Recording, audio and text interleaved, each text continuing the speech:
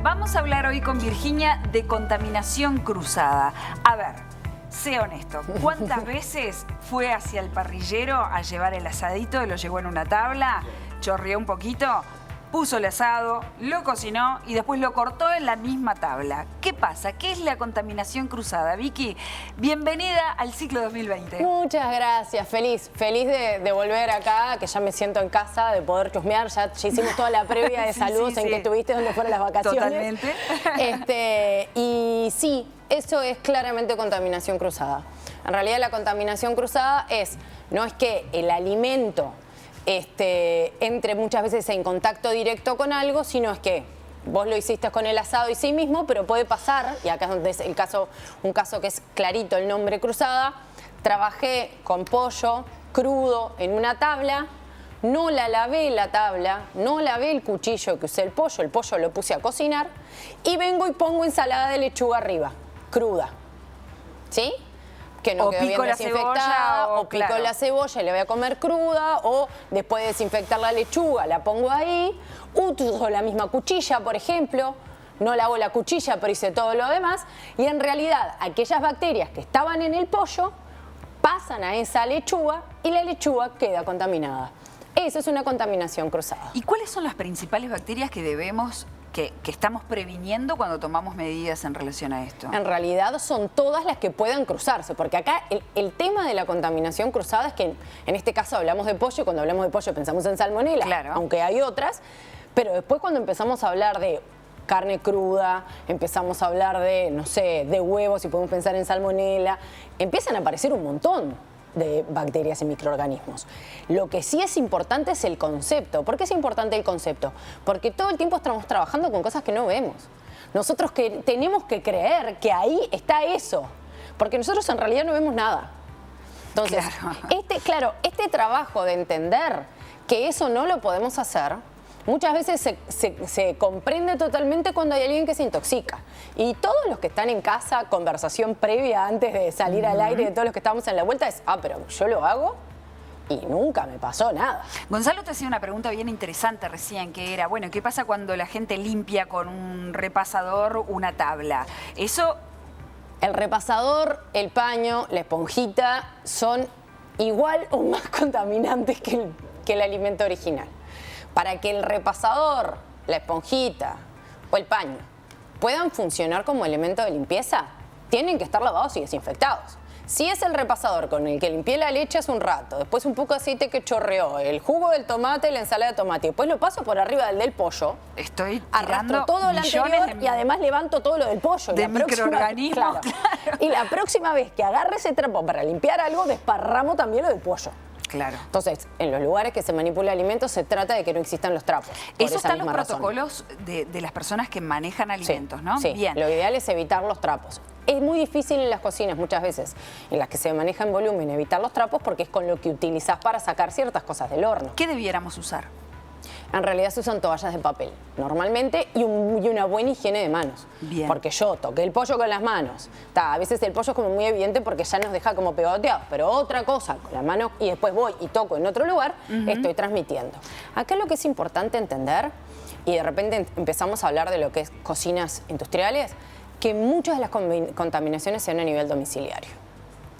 ¿Por qué sean a nivel domiciliario? Porque en realidad no estamos pensando en que eso pueda pasar. Y nos fiamos de nuestra propia higiene. Decimos, no, si yo tengo la cocina limpia y tengo mis utensilios limpios. Y además de que tengo la cocina limpia, tengo mis utensilios limpios, muchas veces algunas contaminaciones quedan enmascaradas con una gastroenterocolitis y alguien tiene un virus. Es más, muchas intoxicaciones, su sintomatología son una gastroenterocolitis. Lo que pasa es que es muy difícil volver para atrás. ¿Y cómo lo diferenciás? Porque también hay virus de vómitos y diarrea que no están asociados a los alimentos. Muchas veces es muy difícil de diferenciar. Sí. Y en la casa tampoco todos empiezan al mismo tiempo porque depende de la vulnerabilidad individual de cada uno. Exacto. ¿Está? Claro. Entonces, claro, cuando me decís que alguien se agarra una salmonelosis, bueno, sí, es clarito porque hay una internación. Entonces el cuadro de alteración en general es muy grande. Claro. Pero después cuando son cosas más pequeñas, cuando son algunos virus, en realidad no queda muy claro. Y por cuando dónde pensamos viene. en la contaminación cruzada, el primer ejemplo que se nos viene es ese. Es el pollo en la tablita o el pollo o el asado en la tablita, la utilización de vegetales de crudos, vegetales crudos, en el mismo la lugar. misma- Exacto. Ahora, dentro de la heladera hay un submundo. Claramente. donde- En la heladera es... El submundo de la heladera es un mundo que puede proteger a nuestros alimentos o contaminarlos. Las prácticas de almacenamiento y de refrigeración en la población varían muchísimo. Varía entre el que te dejé la comida en el microondas, ¿sí? Claro. Práctica altamente utilizada y lo único que hace es evitar que lleguen las moscas, porque el microondas no conserva absolutamente nada, ¿sí? Y que la comida quede en el microondas o el horno, te dejé las cosas en el horno, lo único que hace es evitar que lleguen las moscas. Y con estos días de calor Claro, y estas temperaturas, la posibilidad y la velocidad de desarrollo de los microorganismos que puedan quedar ahí es muchísimo mayor. Porque además en invierno de repente, como hace frío, pero en verano, con estas temperaturas que en todos lados estamos desesperados del calor, ¿tá? Se hace mucho más importante tener esos recaudos. Hablando de la heladera específicamente, que es donde deberíamos guardar las cosas, los alimentos tienen que estar tapados. Normalmente lo crudo va abajo y lo cocido va arriba en la heladera. ¿Por qué? Porque si yo tengo alimentos crudos que gotean, no gotean arriba de los cocidos. Exacto.